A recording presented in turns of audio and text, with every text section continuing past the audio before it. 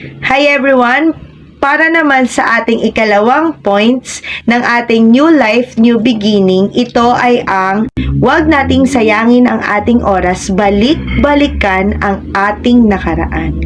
Sinabi sa 2 Corinthians 5:17 na, therefore, if anyone is in Christ, he is a new creation. The old has gone and the new has come. Pinatawad ka na ng Panginoon. At dahil sa pinatawad ka na niya, huwag na nating balik-balikan sa ating mga isipan kung ano yung ating mga pinagdaanan at kung ano tayo noon.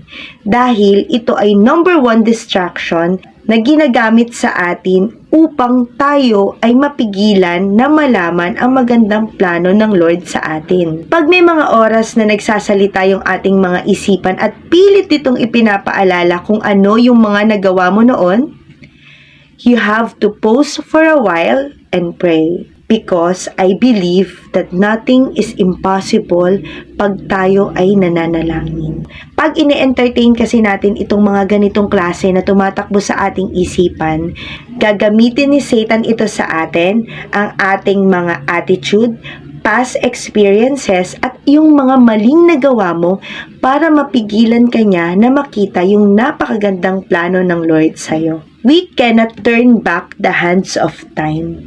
I-maximize natin yung oras na nandito tayo to serve, to worship, and to use our talent to do the ministry. Tandaan mo, dahil tinanggap mo siya, inalaw mo siya, at pinayagan mo siya na maghari sa buhay mo.